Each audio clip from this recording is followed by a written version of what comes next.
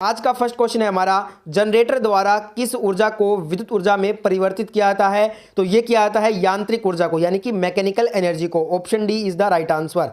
Next question है, DC generator में जो प्रेरित ईएमएफ की दिशा है ना, उसको ज्ञात करने के लिए किस नियम का उपयोग करते हैं? डीसी जनरेटर में प्रेरित ईएमएफ की दिशा को ज्ञात करने के लिए हम फ्लेमिंग के दाहिने हाथ का नियम, फ्लेमिंग्स राइट हैंड रूल का यूज करेंगे। ऑप्शन डी राइट आंसर होगा और ये है फ्लेमिंग का right hand rule. Next question है, वाइंडिंग प्रतिरोध को मापने के लिए किस उपकरण का उपयोग किया जाता है? वाइंडिंग प्रतिरोध को मापने के लिए केल्विन ब्रिज का उपयोग किया जाता है। ऑप्शन डी राइट आंसर होगा और यह है केल्विन ब्रिज का सर्किट डायग्राम। नेक्स्ट क्वेश्चन देखते हैं फटाफट से। अगला क्वेश्चन आपके सामने है। देखिए दोस्तों, क्वेश्चन में पूछा गया है कि वाइंडिंग तार का जो उपयोग है ना, वो किसमें किया जाता है? देखिए, वाइंडिंग तार का जो उपयोग होता है दोस्तों, ये सुपर इनेमल्ड तार में किया जाता है। ऑप्शन ए इस क्वेश्चन का राइट आंसर होगा। बिल्कुल यही पेपर आएगा, इसलिए पूरा वीडियो देखिए। नेक्स्ट क्वेश्चन है, डीसी मोटर में करंट की दिशा किस नियम से निर्धारित होती है? डीसी मोटर में करंट की दिशा दोस्तों फ्लेमिंग के दाहिने हाथ के नियम से निर्धारित की जाती है। ऑप्शन डी इस क्वेश्चन का राइट आंसर है। नेक्स्ट क्वेश्चन है, शॉर्ट और ओपन सर्किट के लिए आर्मेचर वाइंडिंग का परीक्षण करने के लिए किस उपकरण का उपयोग करते हैं? शॉर्ट और ओपन सर्किट के लिए आर्मेचर वाइंडिंग का परीक्षण करने के लिए हम दोस्तों बाहरी ग्राउलर, एक्सटर्नल ग्राउलर का उपकरण जो होता है उसका उपयोग करते हैं। ऑप्शन सी इस क्वेश्चन का राइट आंसर होगा। नेक्स्ट क्वेश्चन है, डीसी मिश्रित मोटर में आर्मेचर धारा दिशा को बदलकर केवल घूर्णन की दिशा क्यों बदल दी जाती है? क्योंकि दोस्तों मोटर विशेषताओं को बनाए रखने के लिए। ऑप्शन बी इस क्वेश्चन का राइट आंसर होगा। नेक्स्ट क्वेश्चन देखते हैं। अगला क्वेश्चन है कि एसी मोटर के स्टेटर में कुल विद्युत डिग्री की गणना करने के लिए किस सूत्र का उपयोग होता है? एसी मोटर के स्टेटर में कुल विद्युत डिग्री की गणना करने के लिए दोस्तों जो सूत्र यूज होता है वो होता है कुल विद्युत degree is equal to 180 degree गुना ध्रुवों की संख्या। ठीक है, तो यहाँ पे ऑप्शन डी राइट आंसर होगा। देखिए, एग्जाम में बिल्कुल यही पेपर आने वाला है, इसलिए वीडियो को ध्यान से पूरा देखिए और सभी क्वेश्चन रट लीजिए जिससे कि अच्छे नंबर से आप पास हो जाओ। नेक्स्ट क्वेश्चन है, पूर्ण लोड पर 10 HP 3 कला प्रेरण मोटर चलाने के लिए फ्यूज दर कितनी होनी चाहिए? फुल लोड पर 10 HP 3 फेज प्रेरण मोटर चलाने के लिए जो फ्यूज रेटिंग है ना, वो 25 एम्पियर होनी चाहिए। ऑप्शन सी राइट आंसर होगा। नेक्स्ट क्वेश्चन है, विद्युत डिग्री क्या होता है?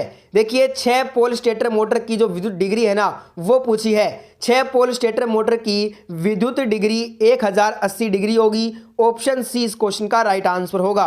नेक्स्ट क्वेश्चन है, 3 कला सकेंद्रित वाइंडिंग का अवगुण कौन सा होगा? देखिए दोस्तों, 3 फेज सकेंद्रित वाइंडिंग का अवगुण होगा एक स्टेपेड फॉर्मर की आवश्यकता उसे पड़ेगी। ऑप्शन बी इस क्वेश्चन का राइट आंसर होगा। आपको एग्जाम में 4 ऑप्शन पढ़ना है फिर आंसर करना है। मैं आपको टाइम कम है इसलिए डायरेक्ट आंसर बता रहा हूं। नेक्स्ट क्वेश्चन है, सिंगल फेज मोटर किस प्रकार निर्देशित है? देखिए दोस्तों, सिंगल फेज मोटर जो है ना, ये दोस्तों capacitor starter capacitor run motor है। यहाँ पे जो आपको डायग्राम दिया गया है ना, इसमें आपको बताना है इस डायग्राम को देखकर कि ये सिंगल फेज जो मोटर है ये कौन सी प्रकार की मोटर है। तो अगर आपको डायग्राम याद है तो आप बता दोगे ये capacitor start capacitor run motor है। ऑप्शन डी राइट आंसर होगा। नेक्स्ट क्वेश्चन है, सिंगल फेज इंडक्शन मोटर शुरू करने के लिए कौन सी विधि अपनाई जाती है? सिंगल फेज इंडक्शन मोटर शुरू करने के लिए फेज विभाजन की विधि, स्प्लिट फेज मेथड का यूज करते हैं हम। ऑप्शन ए राइट आंसर होगा। नेक्स्ट क्वेश्चन है, एकल चरण प्रेरण मोटर का कार्य सिद्धांत क्या होगा? देखिए, सिंगल फेज इंडक्शन मोटर का जो है ना, जो वर्क प्रिंसिपल होता है वो लेंज का नियम होता है। ऑप्शन ए इस क्वेश्चन का राइट आंसर होगा। नेक्स्ट क्वेश्चन है, सार्वभौमिक मोटर का अनुप्रयोग कौन सा है? देखिए, which is the application of universal motor? Universal motor का जो अनुप्रयोग होगा वो होगा फूड मिक्सर, भोजन मिक्सर में। ऑप्शन बी राइट आंसर होगा और ये होता है यूनिवर्सल मोटर का डायग्राम। नेक्स्ट क्वेश्चन है, how alternators are rated? Alternator को कैसे रेटेड किया जाता है? उसकी रेटिंग पूछी है केवीए में, किलो वोल्ट एम्पियर में। ऑप्शन ए राइट आंसर होगा। नेक्स्ट क्वेश्चन है, घूर्णन क्षेत्र प्रकार अल्टरनेटर का उपयोग करने का क्या फायदा है? घूर्णन क्षेत्र प्रकार का अल्टरनेटर उपयोग करने का फायदा यह है कि 2 स्लिप रिंगों की आवश्यकता होती है चाहे फेजों की संख्या कितनी भी हो। इसमें क्या होता है, फेजों की संख्या कितनी भी आप बढ़ा दीजिए पर स्लिप रिंगों की आवश्यकता सिर्फ 2 ही होगी। ऑप्शन डी राइट आंसर होगा। नेक्स्ट क्वेश्चन है, कन्वर्टर के भाग एक्स क्या दर्शाता है? यहाँ पे जो कन्वर्टर है ना, इसका जो भाग x है ये क्या दर्शाता है, ये पूछा है। तो ये दर्शाता है वितरित प्रत्यक्ष धारा एकत्र करता है। ये ऑप्शन डी करेक्ट आंसर होगा। नेक्स्ट क्वेश्चन है, शुरू में एक तुल्यकालिक मोटर में डैम्पर वाइंडिंग का उद्देश्य क्या होता है? शुरू में एक तुल्यकालिक मोटर में डैम्पर वाइंडिंग का उद्देश्य ये है कि ये एक नियत गति बनाए रखने के लिए एक उच्च चुंबकीय क्षेत्र का निर्माण करती है। ऑप्शन डी राइट आंसर होगा। नेक्स्ट क्वेश्चन है, मोटर जनरेटर सेट का लाभ बताइए। देखिए, what is the advantage of motor generator set? Motor generator set का जो लाभ है ना, वो ये है कि डीसी आउटपुट वोल्टेज को आसानी से नियंत्रित इसमें किया जा सकता है। ऑप्शन डी राइट आंसर होगा। नेक्स्ट क्वेश्चन है, एम्पलीफायर का नाम बताइए। यहाँ पे जो डायग्राम आपको दिया हुआ है पेपर में, इसमें ये कौन सा एम्पलीफायर है वो आपको बताना है। तो अगर आपको याद है सभी डायग्राम एम्पलीफायर के, तो आप आसानी से बता दोगे कि ये क्लास बी पुल एम्पलीफायर है। ऑप्शन बी राइट आंसर होगा। नेक्स्ट क्वेश्चन है, एक सक्रिय घटक कौन सा होता है? एक्टिव कंपोनेंट पूछा है। तो ट्रांजिस्टर जो है ना, ये एक एक्टिव कंपोनेंट होता है, सक्रिय घटक। ऑप्शन डी राइट आंसर होगा। नेक्स्ट क्वेश्चन है, सिलिकॉन सेमीकंडक्टर डायोड किस कोड को इंगित करता है? सिलिकॉन सेमीकंडक्टर डायोड BY126 को इंगित करता है, BY126 को। ऑप्शन बी राइट आंसर होगा। नेक्स्ट क्वेश्चन है, कंट्रोल पैनल वायरिंग में प्रयुक्त सामग्री का क्या नाम है? देखिए, कंट्रोल पैनल वायरिंग में प्रयुक्त सामग्री का नाम है केबल बांधने का पट्टी। यहाँ पे जो आपको दिया गया है सामग्री, इसका नाम पूछा है, तो केबल बांधने का पट्टी है ये। नेक्स्ट क्वेश्चन है, तारों को गुच्छा करने के लिए कौन से केबल बंधों का उपयोग किया जाता है? तारों को गुच्छा करने के लिए नायलॉन बंध का यूज किया जाता है। ऑप्शन सी राइट आंसर होगा। नेक्स्ट क्वेश्चन है, पैनल बोर्ड असेंबली में किस उपकरण से बचा जाता है? पैनल बोर्ड असेंबली में जो ये तीनों उपकरण है ना, संकेत दीपक, विलगित स्विच, पुश बटन स्विच, ये तीनों ही यूज होते हैं, बस सेंसर नहीं होता है। ऑप्शन ए राइट आंसर हो जाएगा। नेक्स्ट क्वेश्चन है, इलेक्ट्रिक ड्राइव क्या है? मोटर को नियंत्रित करने के लिए एक विद्युत यांत्रिक उपकरण जो है ना, वो इलेक्ट्रिक ड्राइव कहलाता है। ऑप्शन सी राइट आंसर होगा।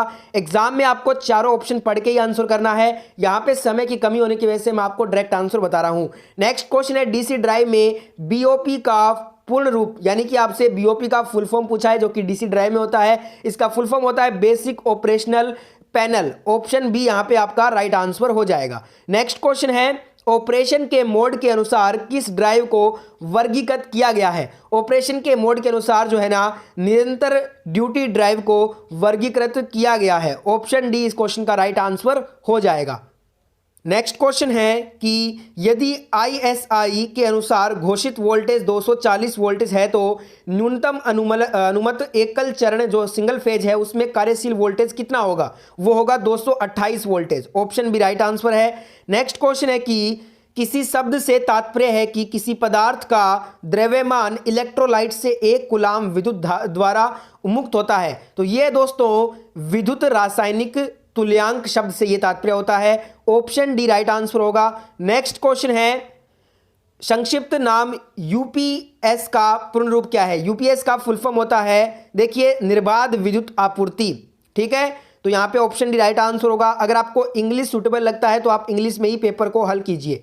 नेक्स्ट क्वेश्चन है, वर्ग तरंग इन्वर्टर का उपयोग कहां किया जाता है? वर्ग तरंग इन्वर्टर का उपयोग दोस्तों जनरल लाइटिंग, सामान्य प्रकाश व्यवस्था में इसका इस्तेमाल हम करते हैं। तो यहां पे ऑप्शन डी इस क्वेश्चन का करेक्ट आंसर होगा। नेक्स्ट क्वेश्चन है कि जो फोटोवोल्टेक सेल होता है, उसे बनाने के लिए प्रयुक्त सामग्री का नाम क्या होता है? देखिए, फोटोवोल्टेक सेल को बनाने में प्रयुक्त सामग्री जो होती है, वो अर्धचालक जो पदार्थ है सिलिकॉन, उसका यूज होता है। ऑप्शन ए राइट आंसर हो जाएगा। नेक्स्ट क्वेश्चन है कि पारंपरिक बिजली उत्पादन कौन सा है? तो यह है ऊष्मीय शक्ति उत्पादन, thermal power generation. Option D right answer होगा। नेक्स्ट क्वेश्चन है, IE के नियमों के अनुसार मध्यम वोल्टेज घरेलू इंस्टॉलेशन में किन्हीं दो चालकों के बीच इंसुलेशन प्रतिरोध कितना होना चाहिए? 1 मेगा ओम से अधिक। ऑप्शन बी राइट आंसर होगा। नेक्स्ट क्वेश्चन है, देखिए, OH लाइनों में उपयोग किए जाने वाले इंसुलेटर का नाम क्या होता है? देखिए, OH लाइनों में उपयोग किए जाने वाले इंसुलेटर का नाम होता है shekel insulator. Option D right answer होगा, और यह है सेकल इंसुलेटर का डायग्राम। नेक्स्ट क्वेश्चन है, वायर गैप को बहुत पास रखने के लिए और पिन इंसुलेटर में बहुत टाइट होने का क्या कारण होता है? स्पार्किंग से बचे रहने के लिए। इसके हम जो है ना वाइंडिंग वायर गैप को जो है ना बहुत पास रखने और पिन इंसुलेटर में बहुत टाइट होने का जो कारण है वो है स्पार्किंग से बचने के लिए। Option A